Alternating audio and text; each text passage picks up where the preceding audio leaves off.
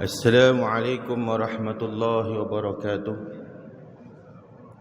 Yang saya hormati kepada pengerusi Masjid At-Taqwa dan kepada barisan imam, barisan Bilal dan seluruh AJK Masjid, dan juga tidak lupa kepada Datuk Sri Datin, muslimin dan muslimat yang dirahmati Allah Subhanahu taala. Alhamdulillahirabbil alamin. Wassalatu wassalamu ala sayyidil mursalin wa khatamin nabiyyina Muhammad wa ala alihi wa sahbihi ajma'in wa man tabi'ahum bi ihsani da'a bi da'watihim ila yaumiddin. Allahumma inna nas'aluka biridhaka ahli ridham wa ihsanika ahli ihsan wa bima fi ta'ali ghufran wa bi rahmatika ya arhamar rahimin. Nawaitu ta'alluma wa ta'lim wa tazkura wa tazkir wa nafa'a wal intifa' wal ifada wa istifada wa hatha ala tamasuki bi kitabillah wa sunnati wa rusulih wa du'a ila al-hudam وَجَعَلَ الْخَيْرَ ابْتِغَاءَ وَجْهِ اللَّهِ وَمَرْضَاتِهِ وَقُرْبِهِ وَثَوَابِهِ سُبْحَانَهُ وَتَعَالَى. Segala puji bagi Allah Subhanahu taala yang telah mengutus Nabi Muhammad sallallahu alaihi wasallam wa khatamin nabi, penutup segala para nabi, dan segala puji bagi Allah Subhanahu taala yang menghidupkan roh kita pada hari ini. Kita dapat solat berjemaah, kita dapat berzikir kepada Allah, kita dapat pula qiyamul lail, kita dapat berdoa kepada Allah. Allah menyatakan dalam Al-Quran, "Wa may yu'azzim sya'airallah fa innaha min taqwa qulub." Barang siapa yang mengagungkan syariat Allah, fa innaha min taqwa qulub, mempunyai takwa di dalam hatinya, yang mengagungkan Nabi Muhammad sallallahu alaihi wasallam, yang mengagungkan Al-Quran, yang mengagungkan, yang memuliakan sujud kepada Allah Subhanahu taala, yang banyak berzikir kepada Allah, yang banyak berselawat kepada Nabi Muhammad sallallahu alaihi wasallam, yang memuliakan para alim ulama, yang memuliakan agama Allah, syariat Allah. Fa innaha min taqwa qulub, sesungguhnya di dalam hati mereka mempunyai takwa kepada Allah Subhanahu taala. Syukur kita kepada Allah Subhanahu taala yang telah Allah datang ke bulan Syahrul Rabiul Awal, bulan Rabiul Awal, bulan kelahiran Nabi Muhammad sallallahu alaihi wasallam. Hadirin hadirat yang dirahmati Allah Subhanahu taala, pada hari ini saya ingin bawa satu tajuk, iaitu rahsia mahabbah kepada Nabi Muhammad sallallahu alaihi wasallam.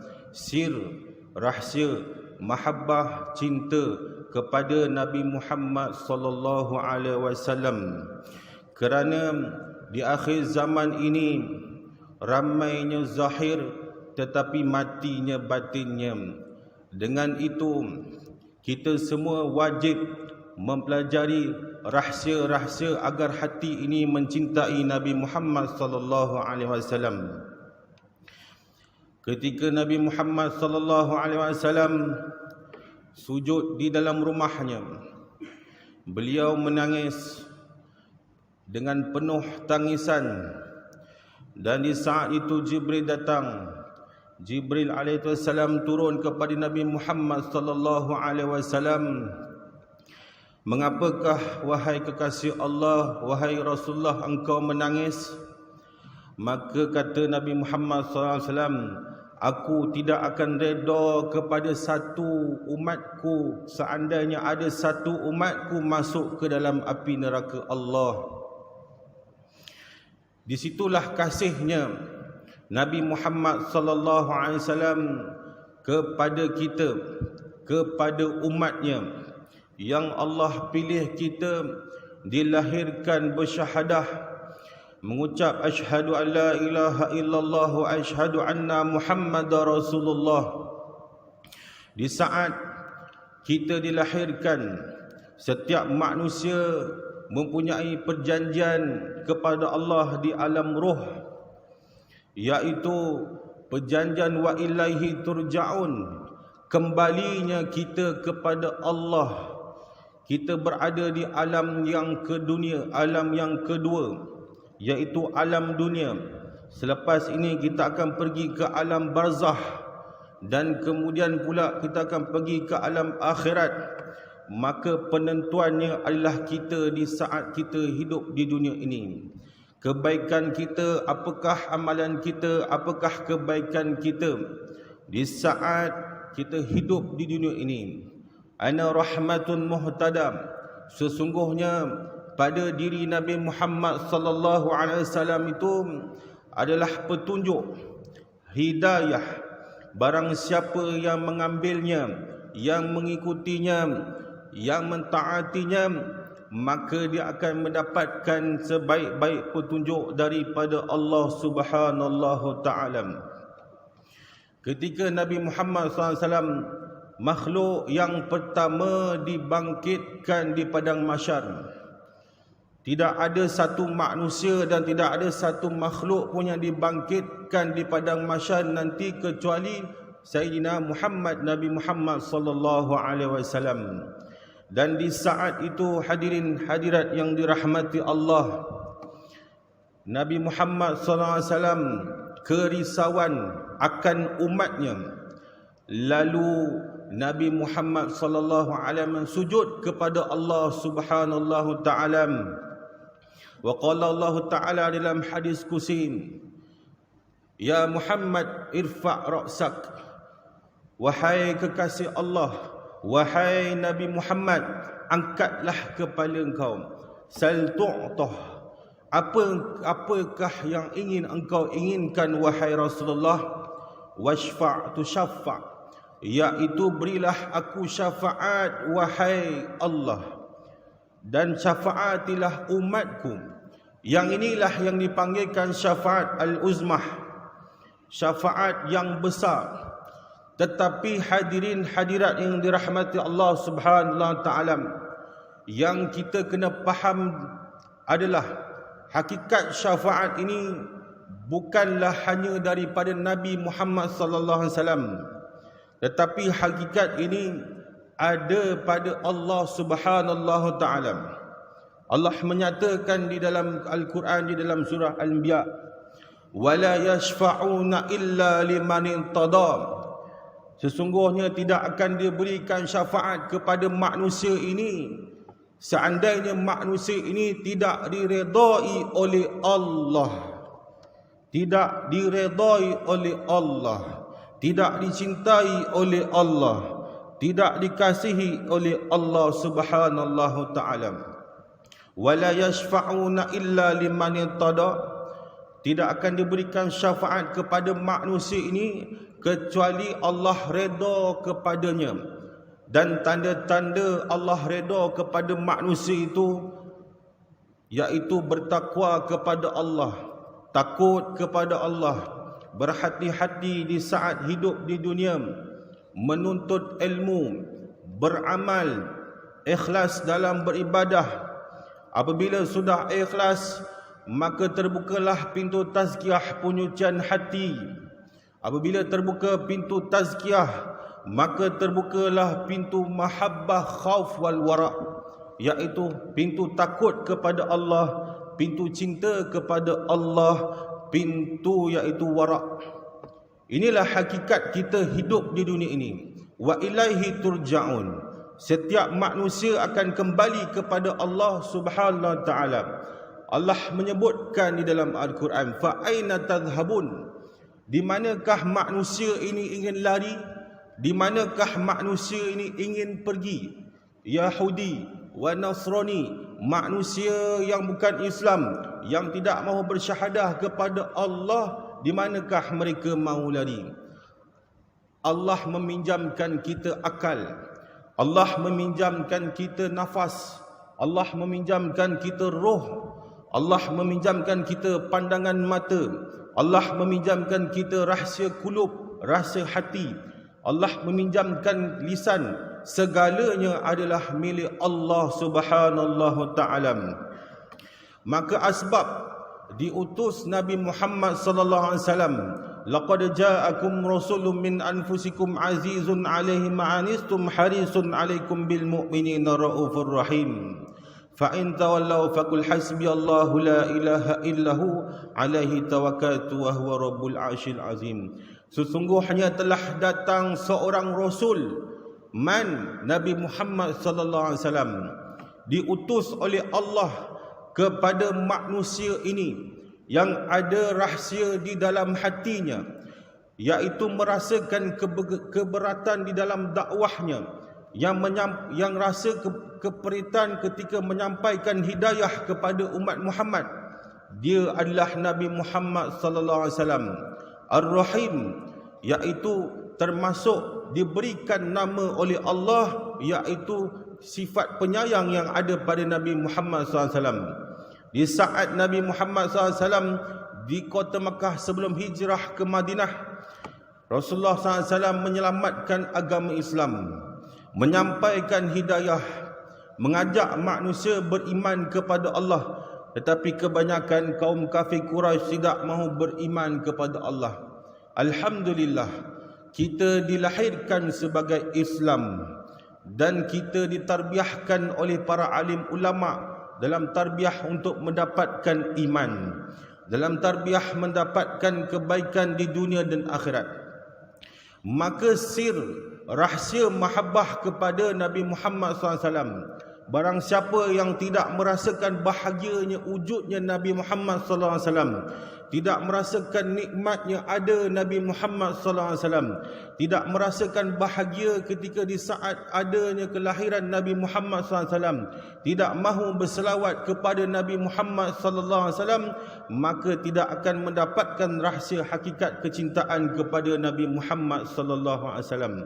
Yang pertama, iaitu pembuka kepada rahsia cinta kepada Nabi Muhammad sallallahu alaihi wasallam, iaitu pintu taubat. Barang siapa saja yang bertaubat kepada Allah, maka Allah akan hidupkan rohnya dan Allah akan hidupkan hatinya, dan pula Allah akan menjadikan hatinya memberikan ilmu tazkiyah, penyucian hati, dan kemudian hatinya akan mencintai Nabi Muhammad sallallahu alaihi wasallam. Allah menyebut di dalam Al-Quran, ya ayyuhalladzina amanu tubu ilallahi jami'an la'allakum tuflihun. Ya ayyuhalladzina amanu, Allah perintahkan orang beriman di dalam ayat ini. Allah tidak perintahkan kepada orang Islam ayat ini, tetapi Allah perintahkan di dalam ayat ini ke atas orang beriman. Kerana apa? Kita ada mempunyai 3 rukun. Di dalam hadis Jibril alaihissalam bertemu dengan Nabi Muhammad sallallahu alaihi wasallam. Wa qala Jibril ma Islam, maka Rasulullah SAW mengatakan rukun Islam itu ada 5. Wa ma iman, apakah iman? Maka Rasulullah SAW menyebut rukun iman yang ke-6. Wal ma ihsan, rukun yang terakhir bagi setiap mukallaf di akhir zaman ini ketahui, iaitu ihsan. Rukun yakni mahabbah, cinta kepada Allah, cinta kepada Nabi Muhammad sallallahu alaihi wasallam. Anta'budallahi ka'annaka tara fa illam takun tara fa innahu yarak.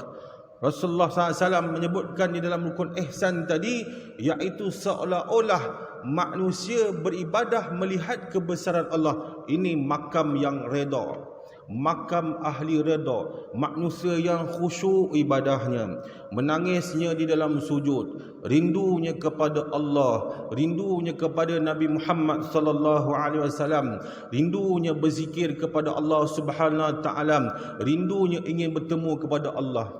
Allah menyebut dalam Al-Quran, Allah menyebut dalam hadis kursinya, man ahabba liqa Allah ahabballahu liqa'ahu. Barang siapa yang rindu ingin bertemu denganku, kata Allah, yang rindu ingin bertemu dengan Allah, yang ingin bertemu dengan Allah, maka Allah juga merinduinya, ingin bertemu dengannya. Wa man kariha liqa Allah kariyallahu liqa'ahu. Barang siapa yang tidak mahu, tidak suka, tidak berminat untuk bertemu dengan Allah, maka Allah juga mengatakan Allah juga tidak mahu ingin berjumpa dengannya. Maka itu sebablah di akhir zaman ini ada manusia yang mati dalam keadaan su'ul khatimah, kerana mati dalam keadaan Allah tidak menyukai. Tetapi kita sebagai orang Islam yang dilahirkan Islam, yang berpegang teguh kepada iman, yang berpegang teguh kepada rukun ihsan tadi, iaitu mencari jalan agar kita mencintai Allah dan mencintai Nabi melalui rahsia hati dan pintu bertaubat kepada Allah Subhanahu Wa Taala. Kenapakah setiap manusia di akhir zaman ini yang beragama Islam perlu bertaubat kepada Allah? Kerana di antara sifat-sifat sahabat iaitu ada 4. Yang pertama, berkumpulnya dengan Nabi. Yang kedua, mengambil ilmu dengan Nabi. Yang ketiga, mati dalam keadaan beriman. Yang keempat, sahabat ini sifatnya adalah meninggalkan dosa-dosa besar dan dosa-dosa kecil. Disebabkan sahabat ini berpegang kepada nombor 4 tadi, iaitu meninggalkan dosa kecil dan dosa besar, dan dia bertobat kepada Allah.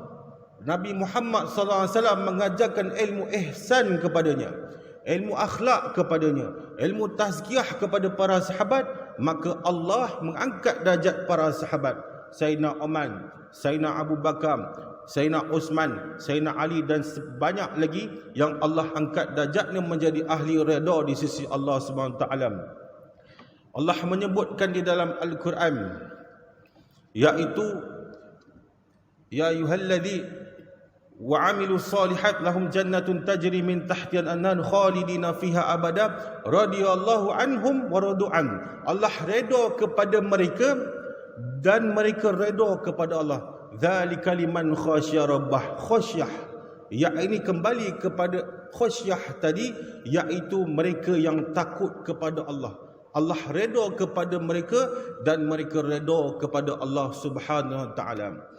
Bila manusia bertaubat kepada Allah, maka akan terbukalah pintu makrifatnya kepada Allah. Hakikat mencintai Nabi Muhammad sallallahu alaihi wasallam. Terbukanya pintu tazkiyah agar dia tahu cara mensucikan hatinya, agar dia tahu cara mendapatkan makrifat kepada Allah Subhanahu Taala. Berapa ramai di akhir zaman hari ini yang di saat dia solat, dia berselawat kepada Nabi Muhammad tetapi tidak merasakan rindunya kepada Nabi Muhammad, tidak merasakan rindunya kepada Allah di saat dia sujud, di saat dia berzikir, di saat dia baca Al-Quran, tapi tidak merasakan rindu kepada Allah Subhanahu Taala kerana tidak mendapatkan hakikat taubat. Mungkin adanya kelalaian, mungkin adanya mencintai dunia yang berlebihan, mungkin adanya melakukan perkara-perkara yang Allah tidak redha. Inilah perkara-perkara yang perlu kita perhatikan, iaitu masuk ke dalam babun taubat, pintu taubat kepada Allah SWT. Yang kedua, sir, rahsia bagi mendapatkan cinta Nabi Muhammad SAW, iaitu Allah menyatakan dalam Al-Quran, laisa biru an tuwallu ujuwakum kibalal masyriqi wal maghrib. Sesungguhnya bukanlah kebaikan itu menghadapkan wajah kepada barat dan timur. Makna menghadap bukan wajah yang zahir, tuan-tuan dan puan-puan. Ini yang kita nampak ni, yang saya pegang sekarang ni, ini wajah zahir. Tetapi wajah hakiki adalah hati, bukanlah kebaikan. Apabila seseorang manusia menghadapkan hatinya kepada timur dan barat, Allah ibaratkan timur dan barat iaitu perkara yang tidak manfaat, yang perkara yang mendatangkan kemurkaan Allah, kelalaian, iaitu dunia yang berlebihan. Maka barang siapa yang menggunakan hatinya untuk menghadapkan perkara-perkara yang lalai dan perkara-perkara yang Allah tidak redha, maka dia tidak akan mendapatkan kebaikan dalam hatinya. Dan Allah menyambung di dalam Al-Quran ayat yang saya baca tadi, walakinna birra man amana billahi wa yawmil akhir wal malaikati wal kitabi wan nabiyyin. Tetapi manusia yang beriman itu apabila dia menghadapkan dirinya kepada Allah, Nabi, para malaikat, kitab, inilah yang perlu kita hadapkan diri kita kepada Allah, agar hati kita ini dihidupkan di sisi Allah di saat kita beribadah, merasakan nikmatnya, lazatnya berzikir kepada Allah, merasa indahnya berselawat kepada Nabi Muhammad sallallahu alaihi wasallam, merasakan rasa mahabbah kepada Nabi Muhammad sallallahu alaihi wasallam. Yang ketiga, hadirin hadirat yang dirahmati Allah, iaitu Allah menyatakan dalam Al-Quran, man aslama wajhahu lillahi wa huwa muhsin falahu ajruhu inda rabbih wa la khaufun alaihim wa lahum yahzanun. Barang siapa yang menyerahkan dirinya kepada Allah, ini rahsia dia. Apabila kita menyerahkan akal kita kepada Allah dan Nabi, kita menyerahkan hati kita kepada Allah dan Nabi, kita menyerahkan nafas kita, niat kita, seluruh panca indera kita kepada Allah dan Nabi Muhammad SAW, falahu ajruhu inda rabbih wa la khaufun alaihim wa lahum yahzanun. Makna menyerahkan di sini iaitu taat kepada Allah dan Nabi Muhammad sallallahu alaihi wasallam, falahu ajruhu inda rabbih wa la khaufun alaihim wa lahum yahzanun. Dia mendapatkan kebaikan, dia mendapatkan sebaik-baik pahala dan tidak ada merasakan ketakutan dan kesedihan. Yang ketiga, yang keempat yang perlu kita lakukan untuk mendapatkan hakikat sir rahsia cinta kepada Allah dan Nabi Muhammad sallallahu alaihi wasallam, iaitu beruzlah. Perbanyakkan beruzlah. Di dalam uzlah itu perlunya ada selawat kepada Nabi Muhammad SAW. Kerana hijab, mahjub, al-mahjub la ya'lamun. Hati yang terhijab, hati yang tidak nampak akan ikhlas menuju kepada Allah. Hati yang tidak nampak akan makrifat kepada Allah. Hati yang tidak nampak akan perjalanan menuju kepada Nabi Muhammad SAW, merasakan tidak tenang dan resah, dia panggil mahjub, iaitu terhijab hatinya. Iaitu apabila manusia banyak beruzlah, maka akan terbukalah hijab tersebut. Perbanyakkan berzikir di dalam uzlah, bertafakur di dalam uzlah, bermuhasabah di dalam uzlah, perbanyakkan menangis di dalam uzlah, sehingga Allah keluarkan hijab itu tadi agar kita mendapatkan rahsia kecintaan kepada Allah dan kecintaan kepada Nabi Muhammad sallallahu alaihi wasallam. Yang kelima, iaitu Nabi Muhammad sallallahu alaihi wasallam menyatakan, para sahabat bertemu dengan Rasulullah sallallahu alaihi wasallam, wahai Rasulullah sallallahu alaihi wasallam, apakah menyebabkan kami masuk ke dalam syurga? Maka Nabi Muhammad sallallahu alaihi wasallam mengatakan husnul khuluq, iaitu bertakwa dan husnul khuluq. Yang perlu ada pada kita di akhir zaman ini husnul khuluq, iaitu sebaik-baik akhlak. Iaitu apabila manusia berakhlak dengan sebaik-baik akhlak, maka akan terbukalah pintu hatinya, akan mendapatkan rahsia mahabbah kepada Nabi Muhammad sallallahu alaihi wasallam. Berapa ramai manusia yang tidak mempunyai akhlak tetapi merasakan dirinya sombong, tidak mahu menjaga silaturahim. Orang yang pergi umrah, orang yang pergi haji, dia balik bertambah tidak takut kepada Allah, tidak mahu tutup aurat, tidak mahu beriman kepada Allah. Adalah kerana apa? Kerana kekurangan akhlak di dalam hatinya, ilmu akhlak di dalam hatinya, rahsia akhlak di dalam hatinya. Kerana hakikat akhlak ini bukanlah di dalam jawarih, di dalam anggota badan kita, tetapi hakikat akhlak ini adalah di dalam hati kita. Apabila manusia beramal bersungguh-sungguh dengan ikhlas tadi, maka terbukalah pintu tazkiyah, maka dia akan mendapatkan sebaik-baik akhlak yang Allah beri kepadanya. Dia automatik Allah bagi kepada dia. Dia akan jadi akhlak yang baik. Kalau ada sebahagian manusia, dia buat-buat baik depan manusia, dia buat-buat baik depan ulama, dekat belakang ulama dikutuk para alim ulama, dia caci para alim ulama. Ada sebahagian manusia apabila dia balik kepada umrah, balik daripada haji, tidak mahu takut kepada Allah. Kerana apa? Tidak mendapatkan hakikat tarbiyah di dalam hatinya tadi, iaitu menjadikan hatinya semakin rosak, semakin rosak. Contohnya siapa? Abang Sajat. Saya buka sikitlah, Abang Sajat, dia pergi umrah seolah-olah dia menghina agama Allah, dia menghina Kaabah, dia menghina Nabi Muhammad sallallahu alaihi wasallam. Inilah akibat orang yang tidak faham akan agama, yang tidak faham akan ilmu tarbiyah hati, yang tidak faham akan ilmu ihsan tadi, maka dia tidak akan mendapatkan apa-apa kebaikan di dalam hatinya. Dia tidak akan mendapatkan rasa nikmat dalam beribadah kepada Allah Subhanahu wa taala. Yang keenam yang perlu kita jaga di akhir zaman ini, iaitu al-ulama bil sanad. Yang perlu kita dekat dengan para alim ulama yang mempunyai sanad, kerana hakikat sanad ini adalah nur, tuan-tuan dan puan-puan.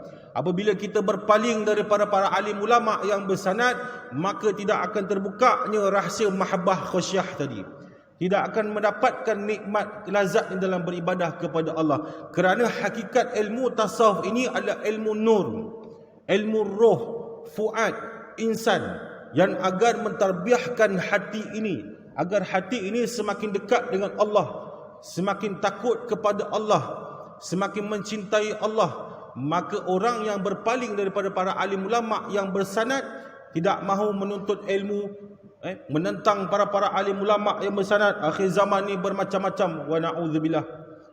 Dekat Facebook, dekat media, tuan-tuan dan puan-puan, budak-budak lepas sekolah hentam guru-guru ulama terdahulu. Imam Syafi'i dikata tak betul, Imam Muslim dikata tak betul, yang ini dikata tak betul. Yang betul dirinya. Kalau macam tu lebih baik dia jadi imam, kalau macam tu lebih baik dia jadi mujtahid, dia jadi fuqaha, membetulkan umat. Apabila kita tidak ada adab di dalam menjaga hubungan ulama dengan ulama yang bersanad, inilah menyebabkan hati manusia semakin keras. Kerana laula murabbi ma'arafta rabbi. Al-Imam Syafi'i rahimahullah ta'ala mengatakan, kalaulah tidak seorang murabbi itu, manusia ini tidak akan mengenal kepada Allah. Hakikatnya rahsia mahabbah, ilmu ihsan, ilmu tasawuf ini ada pada para alim ulama.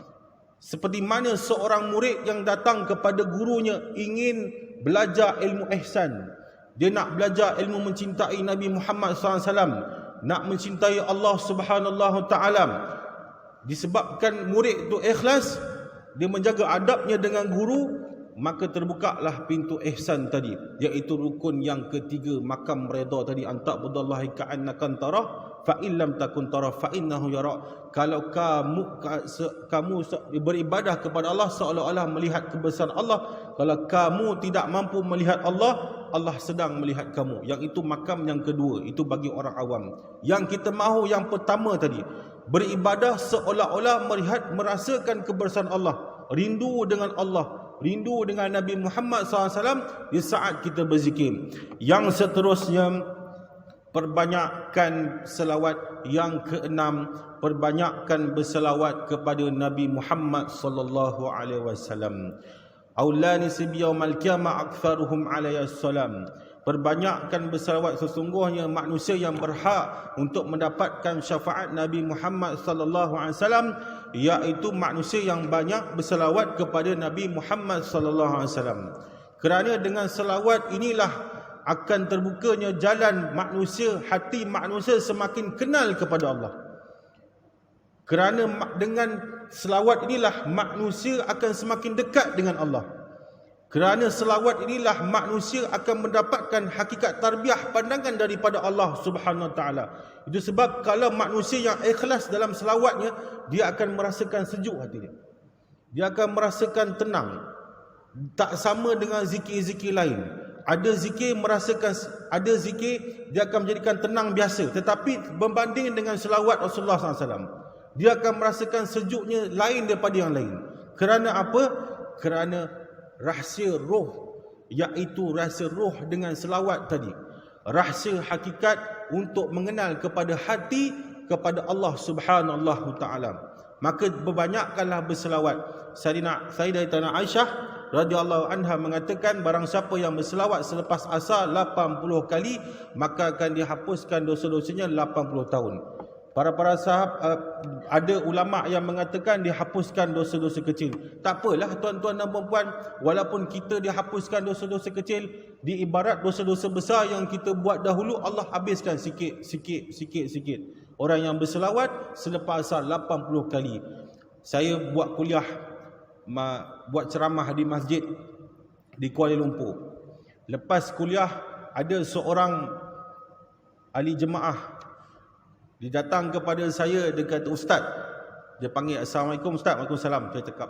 Dia cakap dengan saya, "Ustaz, ada seorang jemaah dalam masjid ni Ustaz, tak bagi saya berzikir lebih 100. Jangan lebih 100.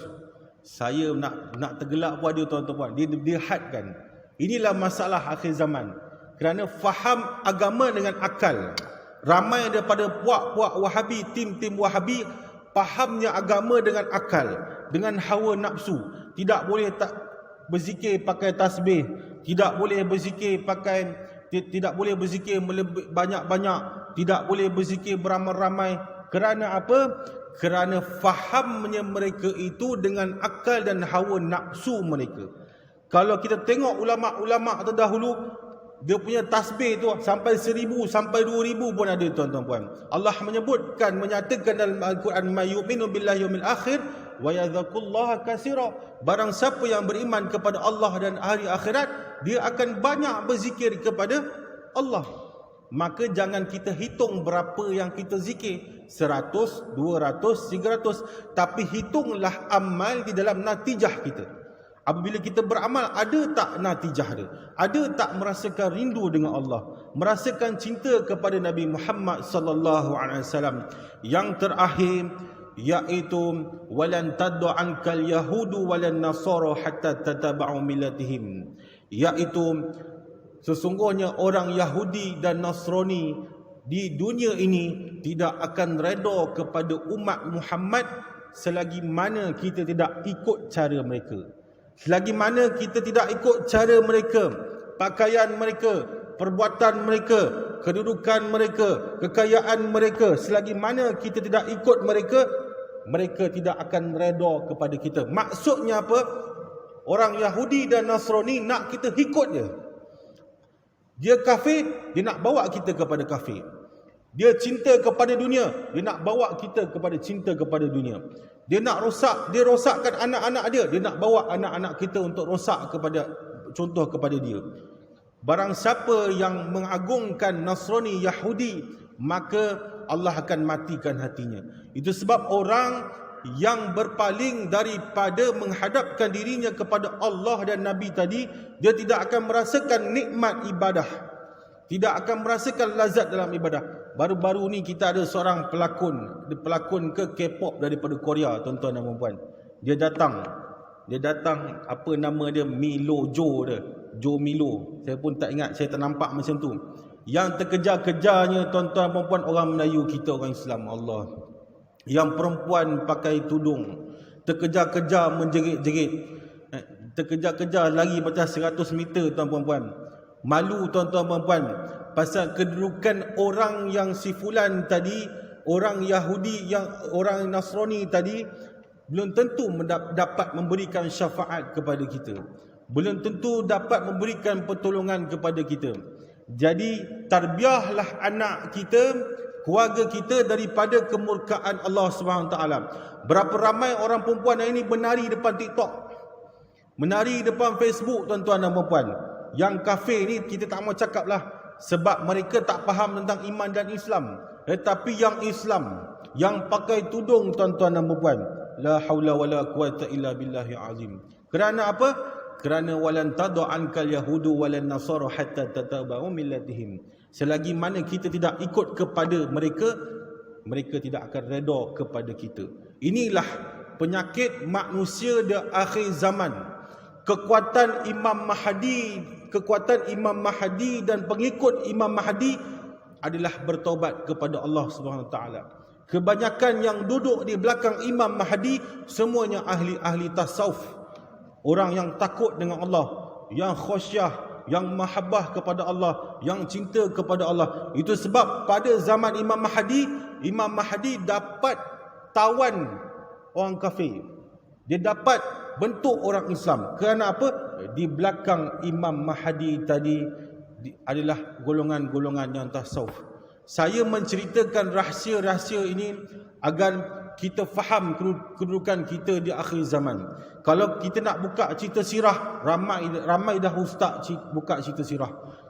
Kalau kita nak buka cerita pasal kelahiran Nabi Muhammad SAW, antum, saya rasa tuan-tuan dah faham lahirnya Nabi Muhammad SAW. Tetapi rahsia yang kita ingin, iaitu tarbiyah hati kita daripada sakit, daripada mencintai dunia. Perlunya belajar ilmu tasawuf, memahami ilmu tasawuf, mengambil ilmu tasawuf itu daripada ulama yang bersanad.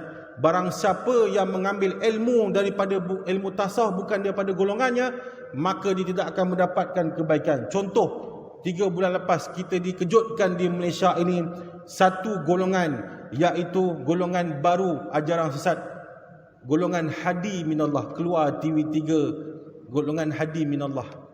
Golongan Hadi Minallah, dia buat majlis dekat Kedah ke, dekat Perlis tak siap ke, kat Langkawi dia buat majlis. Yang tak jaga aurat, lepas tu pegang perempuan sesuka hati, menolak Al-Quran. Saya rasa benda ni makruf, tuan-tuan pun tahu, keluar dalam TV, keluar dalam Facebook, sampai main jurus. Asalnya apa? Dia mengambil ilmu tasawuf bukan daripada ahlinya. Kerana tasawuf tidak sama dengan akal yang kita inginkan. Tasawuf tidak sama dengan apa yang kita inginkan, kecuali kita ambil sebenar-benar ilmu tasawuf itu daripada para alim ulama. Barulah Allah hidupkan hati kita di dalam ibadah, di dalam merasakan takut kepada Allah Subhanahu Wa Taala. Dia ada buat satu permainan jurus. Dia tarik nafas, lepas tu orang tu melambung. Tarik nafas, orang melambung. Asalnya ilmu jurus ni dia tak salah, tuan-tuan dan puan-puan. Tetapi bila dia taksuk dengan ilmu batin yang dia belajar tadi, dia belajar ilmu tasawuf dan dia berpaling daripada syariat, dan berpaling pada para alim ulama, dan berpaling pada hadis, dan berpaling pada Nabi Muhammad SAW, maka jadilah ilmu itu taksuk, maka jadilah ilmu itu batil di dalamnya. Kena hati-hati tuan-tuan dan puan-puan. Yang ikut dia bukan orang calang-calang, cikgu, doktor, pensyarah, yang ikut macam Ayah Pen dulu. Yang ikut dia bukan calang-calang, tuan-tuan. Pasal apa? Akal dah melebihi Al-Quran, akal dah melebihi hadis, akal dah melebihi para alim ulama. Maka jadilah binasalah ilmu di dalam hatinya. Barang siapa yang menolak tasawuf, maka dia telah menolak rohnya. Barang siapa yang telah menolak tasawuf, maka dia telah menolak Al-Quran. Barang siapa yang menolak tasawuf, dia telah menolak hadis dan para alim ulama. Qad aflaha man zakkaha, tadi imam baca solat fardu, imam baca qad aflaha man zakkaha, beruntunglah orang yang mensucikan hatinya. Ini dalil tasawuf. Beruntunglah manusia yang mensucikan hatinya. Qad khaba man dasaha, maka tidak beruntunglah manusia yang mengotorkan hatinya. Dalil wadih, hadis pun banyak dalam hadis sahih, dalam kitab Riyadhus Shalihin banyak, tuan-tuan dan puan-puan.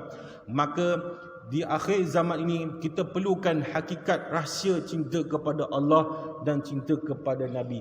Ibadah bukan sekadar ibadah, zikir bukan sekadar zikir, sujud bukan sekadar sujud, tetapi natijah dia, tuan-tuan dan puan-puan, yang kita dapat, yang perlu kita jaga, yang perlu kita rahsia. Di antara yang perlu kita jaga sangat, tuan-tuan dan puan-puan, iaitu beruzlah. Pastikan ada setiap hari dalam kehidupan kita. Kita nak pergi holiday kat Jepun ke, kita nak pergi holiday kat Mekah ke, bercuti ke, menaikkan umrah ke, nak pergi tepi pantai ke, pergi mana, pastikan dalam kehidupan kita ada uzlah. Kerana tanpa uzlah, ibadah kita akan rosak. Fawailul lil musallin, Allah menyatakan dalam Al-Quran, celakalah orang yang solat. Kerana apa celaka? Kerana dia tidak mahu mengambil ilmu tasawuf daripada alim ulama bersanad. Solatnya tidak tenang, solatnya masih tidak khusyuk, merasakan dunia dalam hati, dalam sujud memikirkan dunia, dalam ibadahnya memikirkan dunia. Kerana apa? Tidak adanya ilmu tarbiyah hati tadi. Tidak adanya mendapatkan ilmu tarbiyah, mendapatkan cinta Allah dan cinta Nabi Muhammad sallallahu alaihi wasallam. Maka tuan-tuan dan puan-puan, kita kena menjaga uzlah. Setiap hari kena pasti ada dalam hidup kita. Contoh 1 jam paling sikit, atau 2 jam okey sikit, yang ketiga 3 jam itu paling afdal. 2 jam okey. Siapa yang beruzlah dalam berzikir, banyakkan berzikir, ya Allah, ya Allah, banyakkan berzikir waktu tahajud. Dia ada beberapa waktu yang perlu kita jaga, iaitu ba'dal subuh, selepas solat subuh, baina syuruk, sehingganya waktu syuruk. Yang kedua waktu duha. Yang ketiga ba'dal asar. Yang keempat iaitu bainal maghrib wal isyak, selepas maghrib dan isyak. Yang kelima iaitu qabla naum, sebelum tidur. Yang keenam iaitu waktu tahajud. Yang ketujuh 20 minit ataupun 10 minit sebelum solat subuh. Kalau kita tidak mampu jaga waktu ini, maka jagalah sebahagian daripadanya agar kita merasakan hakikat cinta kepada Nabi Muhammad SAW. Barang ulama mengatakan, barang siapa yang tidak merasakan bahagianya ada Nabi Muhammad SAW, tidak merasakan nikmat cinta kepada Nabi Muhammad SAW, maka di dalam hatinya ada nifak, penyakit. Ini yang kita takut, tuan-tuan. Hari ini manusia nak buat majlis maulid pun tak boleh. Kebanyakan nak berselawat beramai-ramai pun tak boleh. Orang yang nak berzikir beramai-ramai pun tak boleh. Orang yang nak beribadah ataupun orang yang duduk majlis beramai tak boleh. Sebab apa? Sebab kefahaman kita di akhir zaman ini dah berbeza, tuan-tuan. Nak perbaiki umat akhir zaman ini, kita perlu mengajak manusia ini bertaubat kepada Allah, kembali kepada sebenar-benar manhaj Nabi Muhammad sallallahu alaihi wasallam. Nak perbaiki umat akhir zaman ini, kita perlu tarbiyah hati kita agar kita tahu di mana natijah kita. Di mana natijah kita. Ada seorang syekh, 2 minit lagi tuan-tuan puan, insya-Allah. Ada seorang syekh.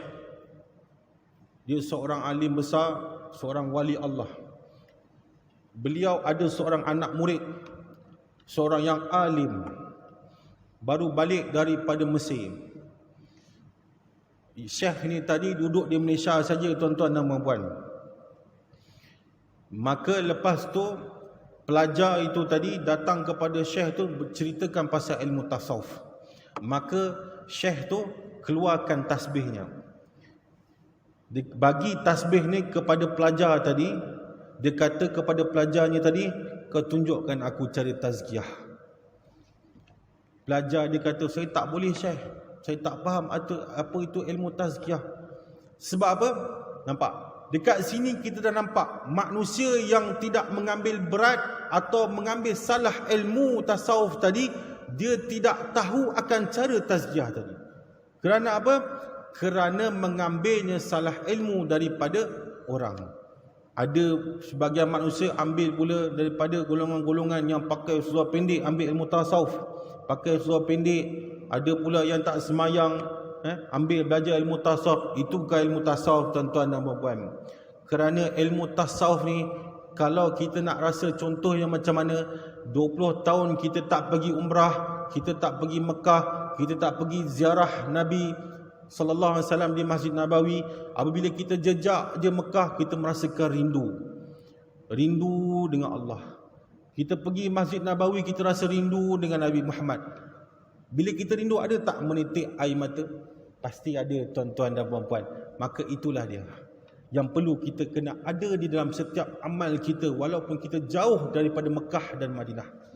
Di dalam zikir kita, di dalam solat kita, di dalam selawat kita. Kerana di akhirat nanti yang ada ashabul a'rad, syurga dan neraka.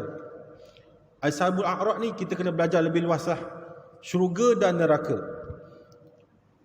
Kalau seandainya kita tidak faham akan kedudukan ingin masuk ke syurga atau ke neraka atau ashabul a'rad, maka kita tak mungkin akan faham kedudukan di mana kita mencari ilmu di akhir zaman ini.